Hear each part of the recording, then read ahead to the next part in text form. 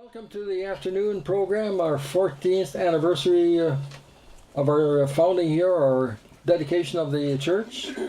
It's 14 years. So in fact, this will be our 15th program if you count the first one. So we're getting to be a kind of a mature organization. And we're glad to see you here. Thanks for coming out. I have to start by giving you a disappointment. Our featured speaker called this morning and said he had car trouble and cannot make it.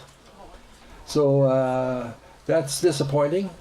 But the historian here, Marlon, and ourselves, we put together a series of readings, I think 4 readings that have to do with the 1862, 1863, 1864 time period. Stories about people who lived here. So we'll do those instead. So we'll start then by singing 2 national anthems. And if you would stand, and keep in mind that the flags are out over that side.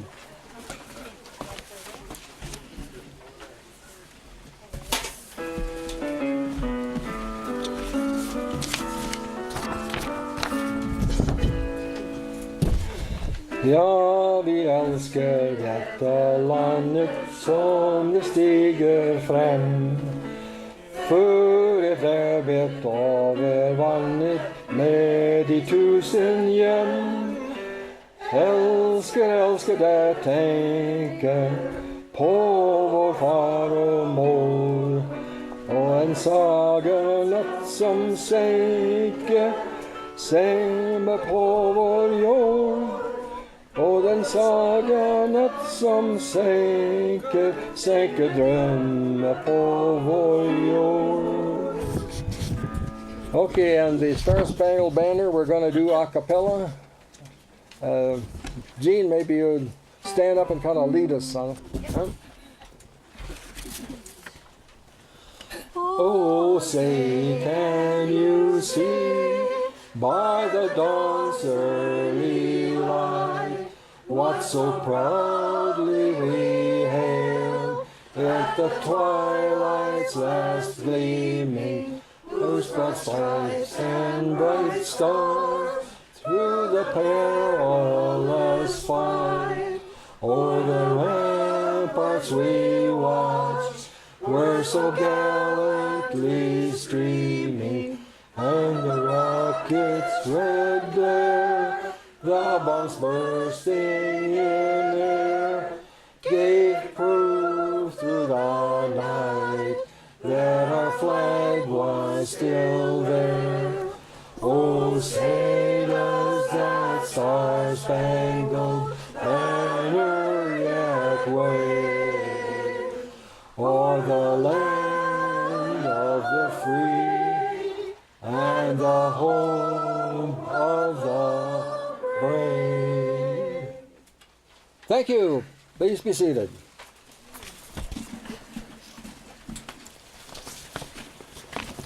Marlon, perhaps you would come up and kind of preview the what we're going to present here this afternoon. Well,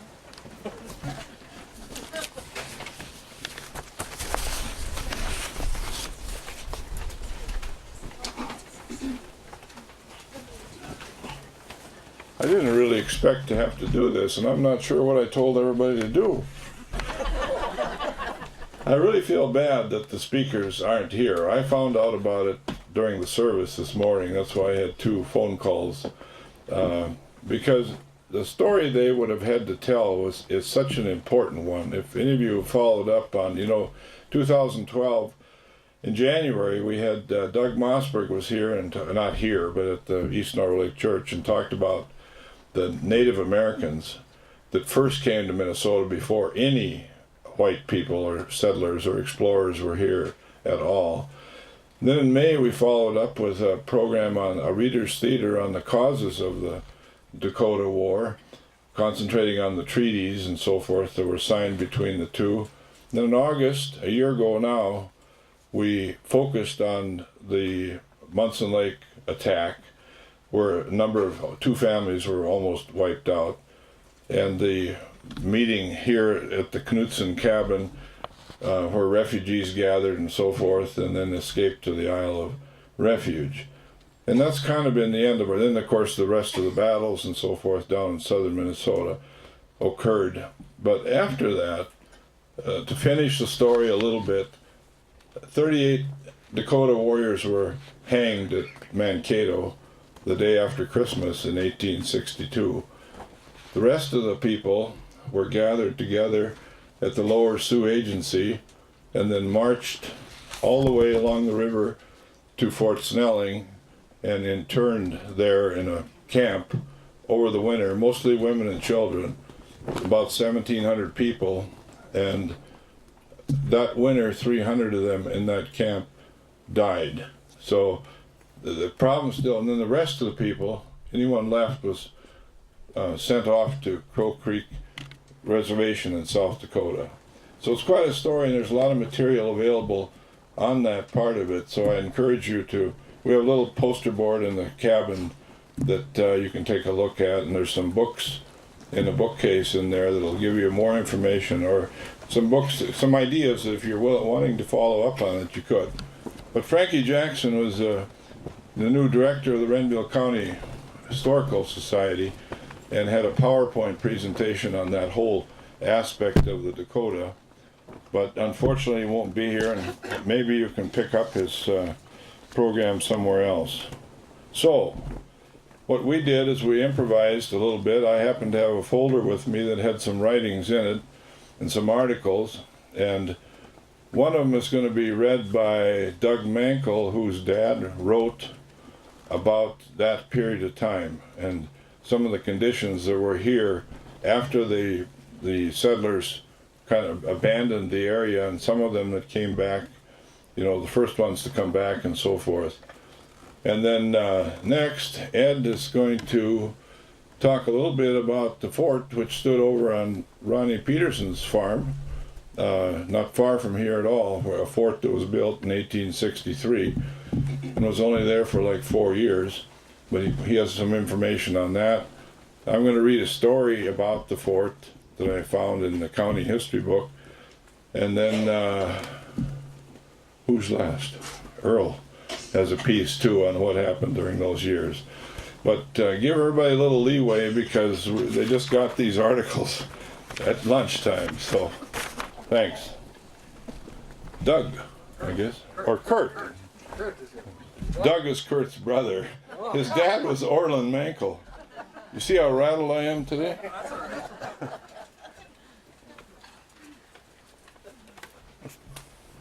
Many of you remember my grandfather, Herman Mankle. He also called me Doug every single day. And so I always answered when he said Doug, I would always answer him and not correct him. So I'm going to read a story my dad wrote. He was Orland Mankle, that's titled Norway Lake Pioneer Endured the 1863 Drought. This was published in the Land publication. I'm not sure if that still exists, but this was published in 1982, so you might want to remember that when I read this, because there might be a reference or two to years from 1982 back. So one of the most severe droughts ever to visit western Minnesota and the Dakotas was during the early years of 1863, 1864. This comes almost before any records for the regions. In a practical sense, there was no one here for the dry season to affect, but there were a few isolated few. One of these early pioneers was Norwegian Sven Gunnarsson Borgen, so he would be my great-great-great-grandfather. He and his family had come to the Norway Lake region of northwestern Kaneohe County in the summer of 1860.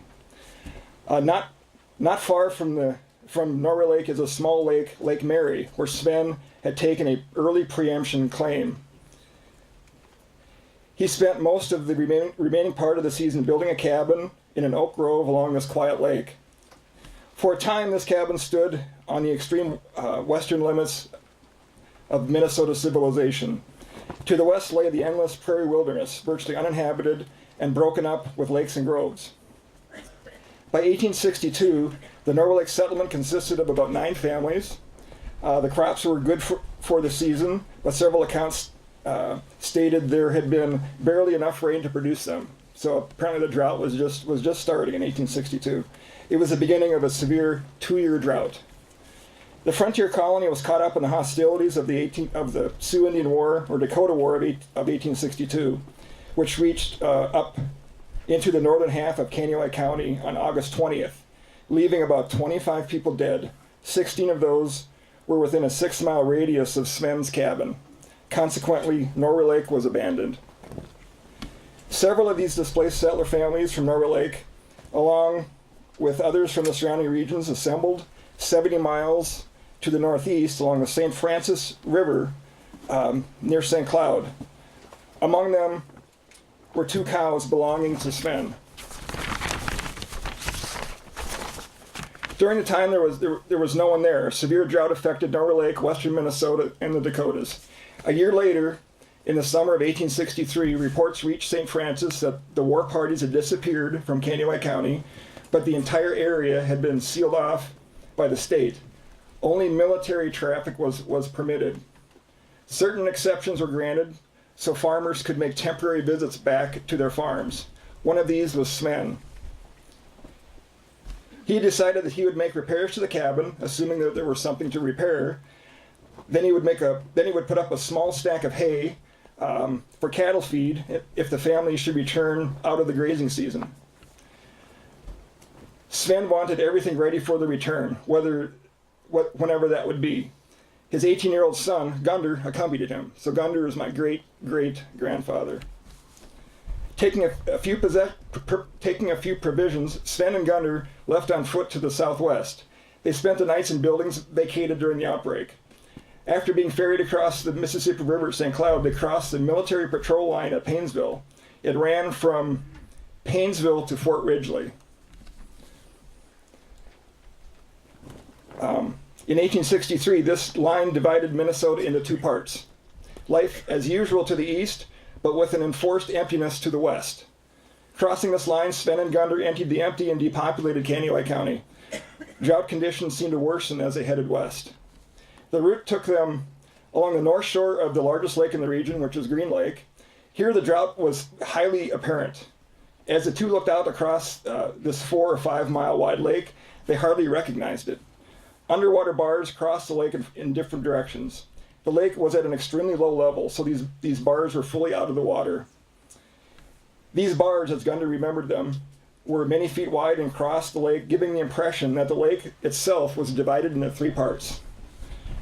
In the 120 years since, there is no record of any similar 3-part condition being seen on Green Lake. This includes the dry 1930s when just one of these bars was above water. Leaving Green Lake, the father and son headed 12 miles west to the farm, walking across the empty prairie wilderness, around a couple of lakes, and through hardwood groves. Sven wondered what they would find on the farm. He knew that during the hostilities a year before, many cabins, wheat stacks had been burned or damaged. Gunder, Sven's son, best remembered the day the two arrived at the quarter section farm. It was in the grip of a devastating drought. The familiar Lake Mary, which lay directly below the cabin, and which was at low levels when they left, was now entirely dry. Throughout this long lifetime, Gunder would never see the lake dry again, and this includes the 1930s drought. On that long day, sometime in the middle of the summer of 1863, Sven opened the door to his cabin, walked in, looked around. Everything was just as he had left it before. This included the entire farm. Sven had always gotten along well with the Sioux hunting parties when they appeared around the cabin. One theory has it that because of these past consideration that nothing had been disturbed around the cabin or farm. It would probably be hard to say, but Sven's family and these colorful hunters had always treated each other well. Sven and Gunder went out onto the scorched, empty prairie. It was a scene of hot, dry desolation. The native prairie grass, which normally stood over knee-high, was now short, dry, and shriveled. Nowhere on the farm or adjoining areas could grass of any length be found for hay. In later years, Gunder would refer to this visit. His story was always direct and consistent. Green Lake in 3 parts, Lake Mary dry, and no hay for 2 cows. Cabins stood empty and silent in the deserted Norway Lake settlement. After staying at the cabin for 2 or 3 days, they returned back to St. Francis. The tedious winter of 1863-1864 passed for these displaced Norwegians. living some kind of exile east of St. Cloud. In one instance, 3 families lived in 3 rooms. As the days wore into the summer of 1864, there was still no word when they might return. These, of course, were Civil War times, and that was a factor in the delay. Margaret, Sven's wife, continued to milk the 2 cows. Gunnar spent time hunting, which was the mainstay for many. After being gone for 2 years, everyone was thinking of home, including Sven. In the fall of 1864, the patrol lines were extended west into Kaneohe County and Norway Lake. A small military post along Norway Lake, staffed by the men of Company L, 2nd Minnesota Cavalry, was then established. And it was with the coming of Company L that the Norway Lake settlers were free to return. The very first to do so was Sven Gunnarsson Borgen, late in the fall of 1864. The exile was over. Most of the settler families did not return until the early spring of 1865, during the closing days of the Civil War, and just in time for spring seeding. This Norway Lake settlement expanded rapidly in the post-Civil War westward migration. This severe drought that beset the regions of 1863 and 1864 came to an end. It did not reappear in 1865. A soldier in the region looked around him one morning in the spring of that year and noted the sloughs were full. Heavy rains were returning again to west central Minnesota. So that's it. Thank you. Yep.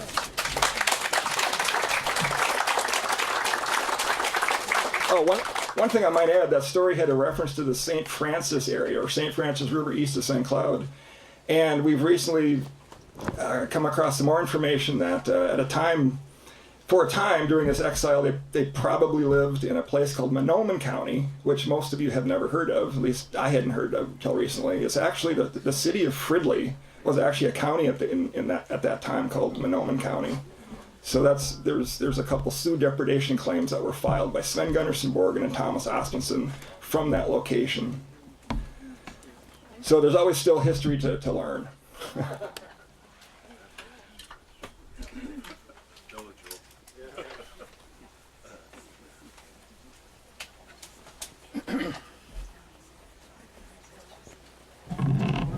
It's interesting to hear about Lake Mary, because Lake Mary fits in with the building to the west here.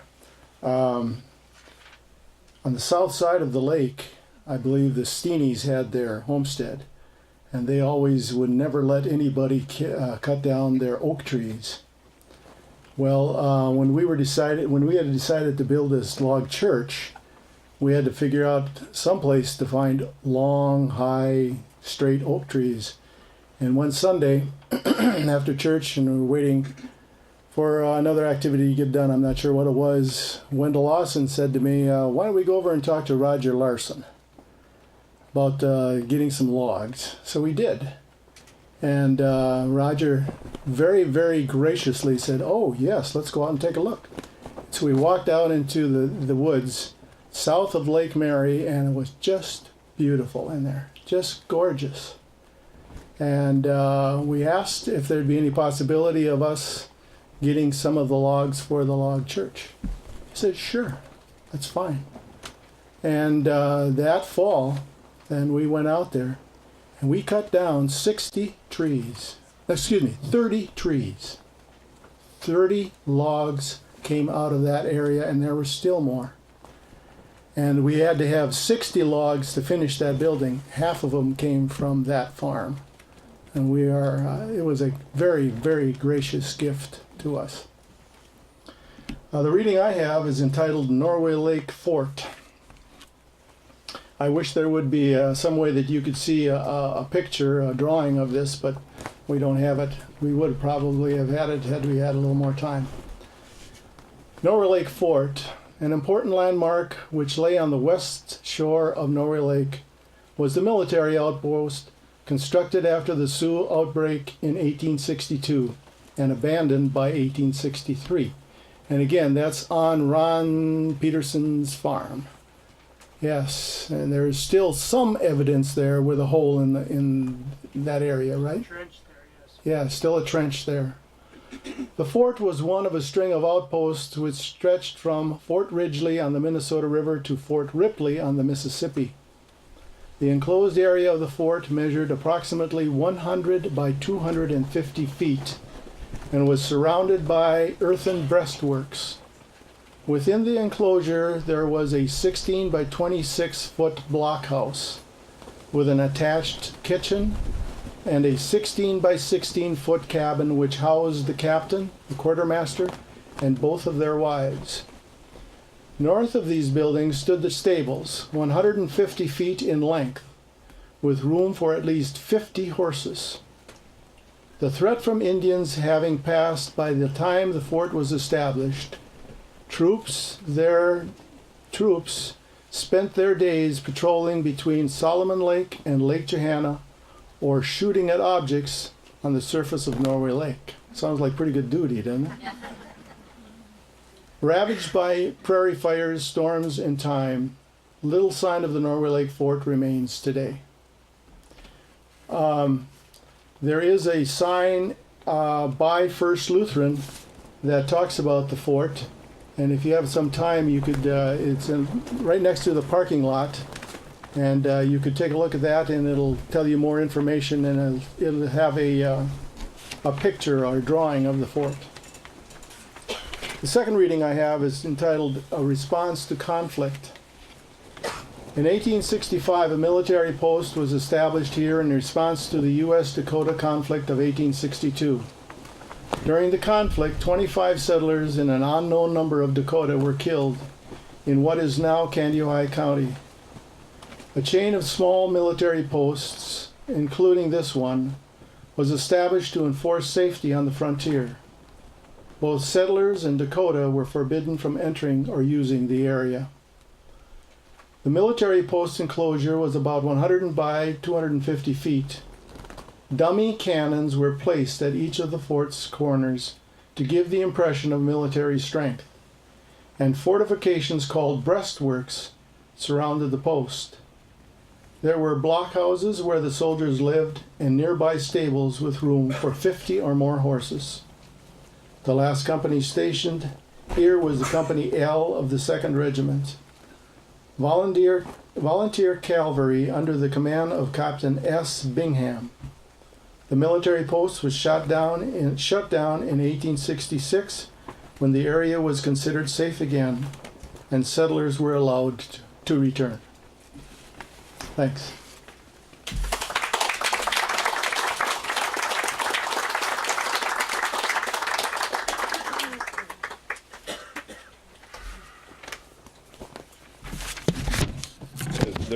There is a sign. He must be short, huh? There is a sign on County Road 1, I believe, indicating where the fort is.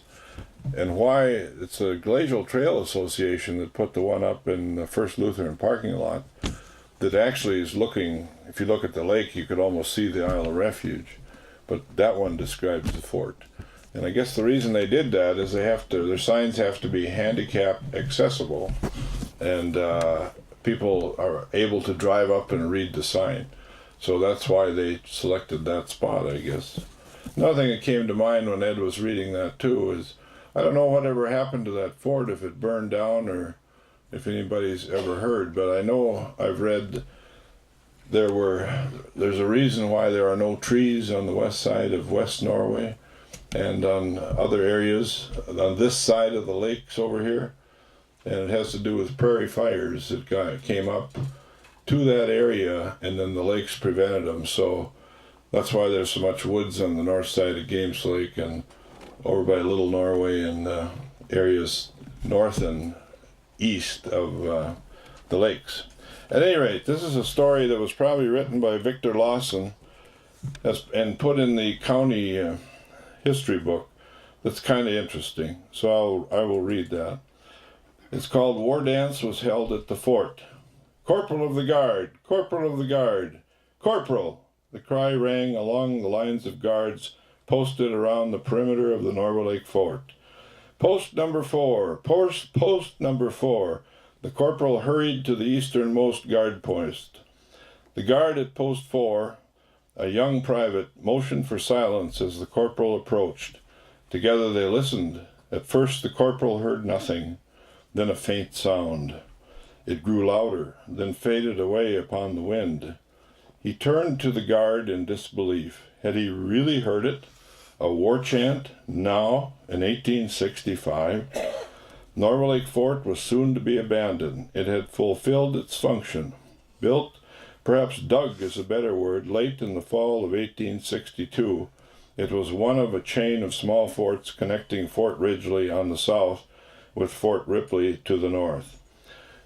The entire chain had been constructed to garrison guard troops across the no man's land left in the wake of the Sioux uprising. The garrisons were under orders to keep both Indians and whites out of the entire area until the federal government was positive that the Sioux would no longer be a threat to settlement of the frontier. The soft spring wind veered a bit, and the sound came again. Was that a flicker of firelight?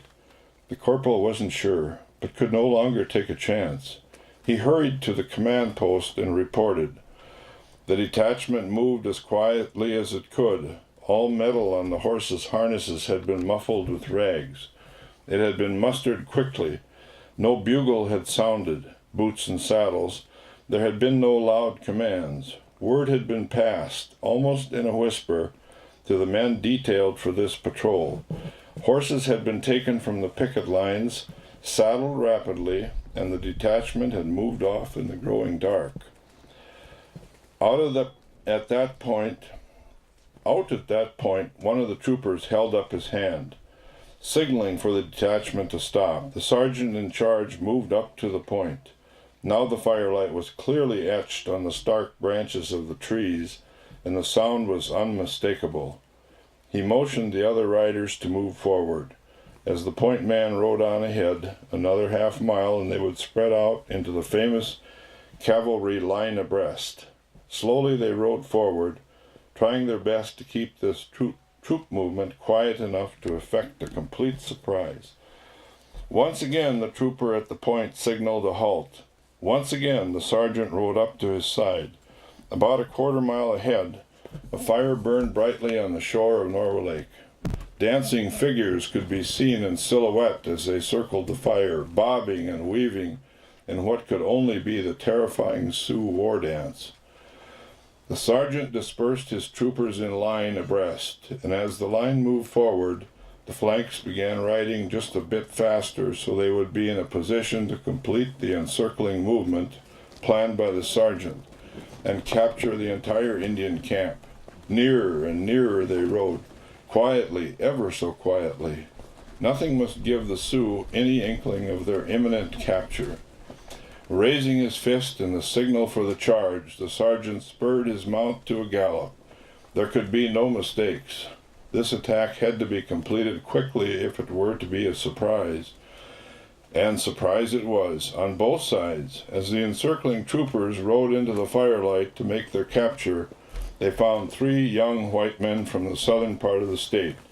They'd gone to Stearns County to file claims and were just on their way home. Years later, a son of one of the 3 young men captured by the Norway Lake garrison became a Lutheran pastor in the Norway Lake area, the Reverend Mr. Herman E. Bolson. Earl.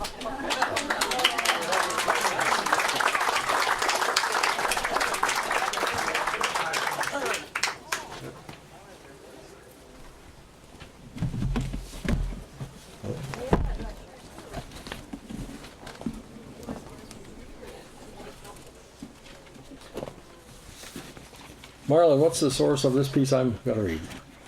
I made it up. Okay.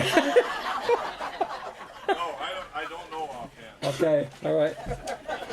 Kirk might have a better idea. Yeah. It looks like it may overlap a little bit with what Kirk read. Sven Borgen and wife and son Gunder. Christopher Engen and wife Ragnhild.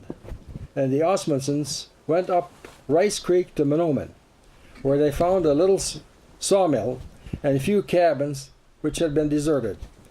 Here they decided to remain over the winter, 12 miles east of Anoka, also known as Fridley Station. So this is when they left left the Norway Lake area. It was pretty late in the year to get winter feed for stock, but a farmer up the river told them they could have all the grass they wanted from a marsh he owned for 25 cents a load. Morgan and son Gunder each purchased a scythe and went to work, taking care not to step in water holes. And this, I'm not sure, is the same piece or from a different source. In 1864, Andrew Railson from Rice County, hunted up the Osmundsons and asked them to go back to Norway Lake country and put up hay, with the intention of spending the winter there. Upon arriving there, Norway Lake, they found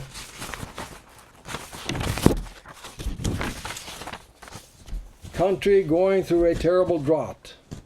Prairie fires in July had left the ground full of cracks wide enough to put your fist in.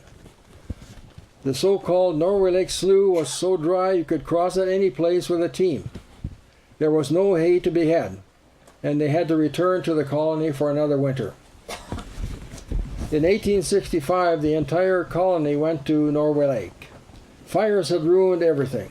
Cabins and stables had to be built anew. The only cabins now standing are those of Eric Kupperud and the Swensons and the Broberg cabin. The entire colony united, making dugouts and shacks, and log stables and dugouts for cattle. They were all husky men, and because of the open winter, they could work in shirt sleeves into February. Men worked in a gang, one job at a time. They started at Andrew Railson's, then went to Osmundsons, Halversons, Borgens, Engens, Evan Railsons, Eric Kupperud, Ole Knudsen, Evan Glesney, Lars Iverson, Helga Hilleroods. They were all done when the snow came in February. So that's this reading.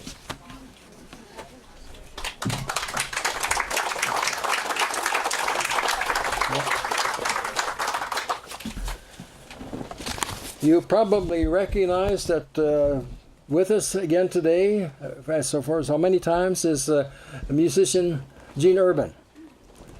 And I asked her if she would prepare a musical interlude for us, and she could pick it and surprise us.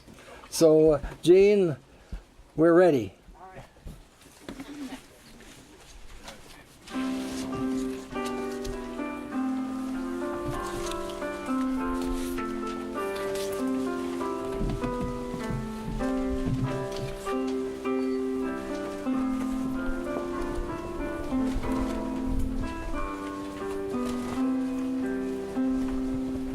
As the deer panteth for the waters of my soul,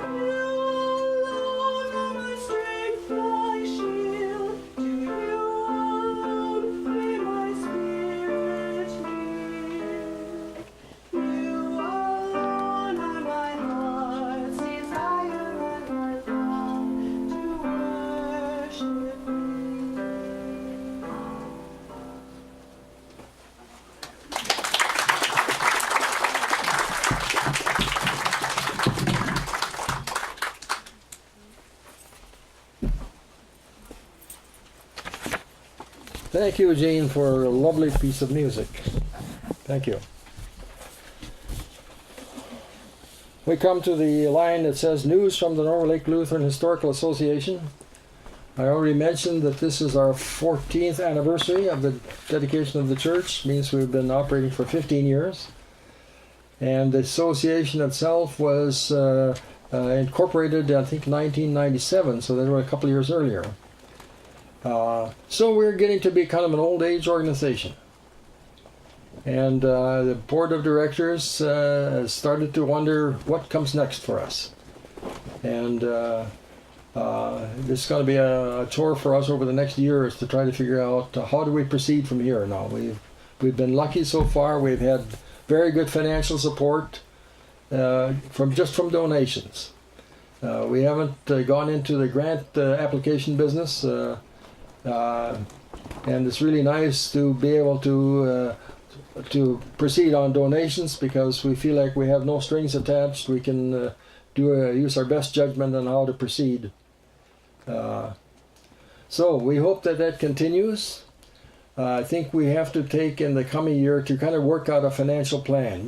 What are the important things for us to be spending money on, and what really are the money we need every year. We surely have maintenance questions to deal with these buildings. They'll be, I suppose, forever. Maintenance questions. Ed could probably tell you about the roof problems on the building to my right here. We need to do something there, and they're working out a technique to preserve the logs. In Norway, when they put up log buildings, they usually coat them with a black tar, pine tar. It turns black in the sunlight, and the logs last probably 200, 300, 400 years, but they look kind of awful because they're black. And we think that in this country we'd rather even have them more natural. So Ed and Mark are working on what is the best technique to preserve the logs without turning them black. And I think they've come up with a solution, but it's going to be a continuing problem for us to deal with it and how to preserve these buildings. When the settlers came here and put up the log buildings, it wasn't too long before they put siding on the buildings, and I guess it was to keep the water off the logs. And it was a more durable way of dealing with the preserving the logs. The siding could be painted and would keep the logs dry and preserve them that way. Well, we don't want to do that. We want to keep them exposed. So we have to find another way to prevent them from deteriorating. Anything else I should say here, Marlon, Ed? How many of the board of directors do we have here today? Marlon, Ed, Eloise, Mark, Charles, Jane. We have 12 members on the board of directors. Phil Huddleston, and Kurt Mankel. He's our new guy on the board of directors. Yeah. I hope I have got everybody who's here. Lowell, yes, he's not a new guy. He's on our board of directors. So we have a good representation here. We meet almost every month to talk about what we should do in the coming year. We've actually kind of mapped out plans for the next 3 years for this celebration. When we come to 2016, that'll be the 150-year anniversary of the congregation that was started here. The church was built in 1868, but the congregation actually started in 1866. So that'll be a 150-year anniversary, and that's got to be a celebration for sure. Many of you have seen those long pictures that hang up in the wall inside there of about 250 people. Picture taken right here in this area. They were spread out. This area, the photographer was facing this way, I believe. And if you look in the background, you can see large tents, maybe like this one. And you see a bunch of Model Ts. 1916. So when we come to 2016, it'll be the 150 year anniversary of that congregation. So that kind of tells us what we have to do that year. And then we have other plans for the next 14 and 15, and they're still getting sorted out. But I think we got things going on that for the next 3 years anyway, that's going to be worthwhile to dig into. And we enjoy kind of looking up the history of these events and trying to make them, present them in a way that can be easily understood. Other things we might take up would be getting more stuff written and into maybe onto our website where people can view them. That's another avenue of work that we have. Any other news? Marlon, Ed, Phil, Kurt, any other news from the association? Ask Doug if he's got another joke. Yeah. You got to top the previous one, though. Yeah. Ole and Lars were truck drivers over in Norway. They've been trucking in Norway for many years. And they said, well, let's go over to Sweden and do some trucking over there. So they went over to Sweden, and the authorities said, oh, you have to have a Swedish chauffeur's license if you're going to do any trucking over here.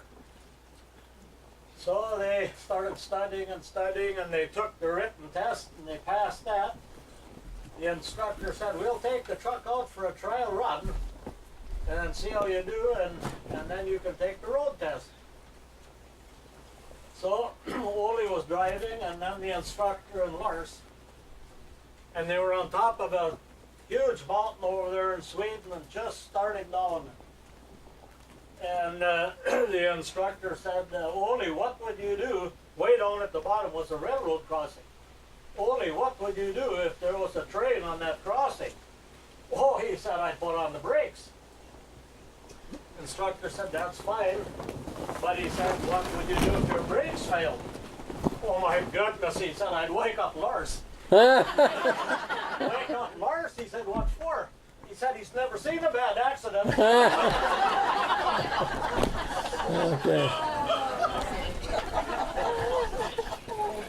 Well, on that note, I see we have an offering here. We have an offering on the schedule. If you didn't get a chance to contribute to the plate when we passed it in the church this morning, maybe you want to do so now.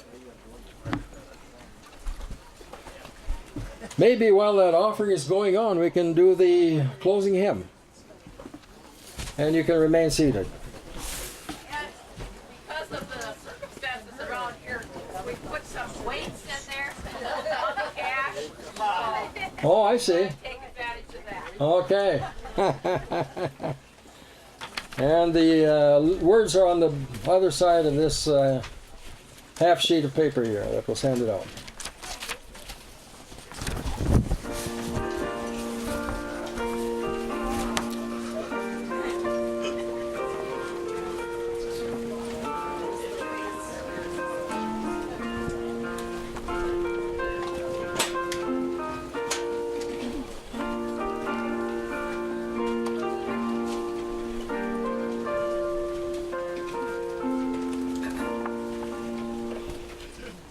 Rock of ages, left for me, let me hide myself in thee.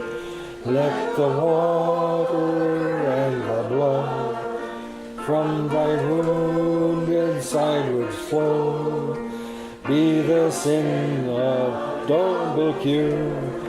Save from wrath and make me pure.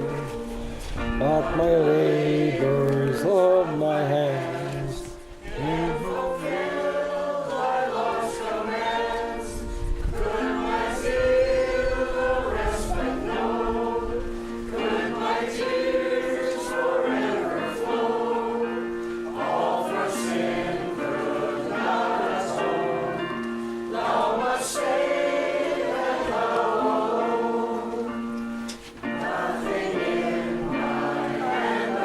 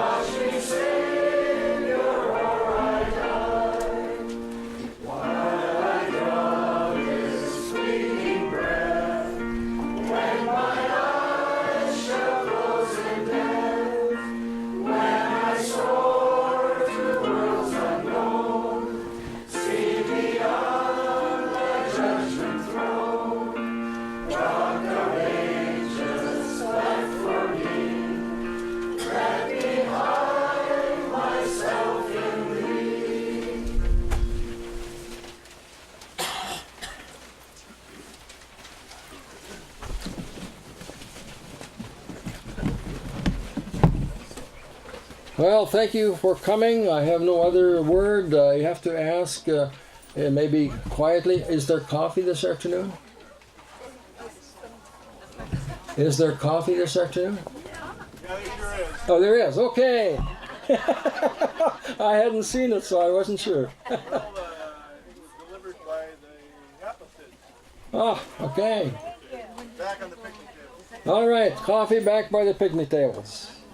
Thank you for coming.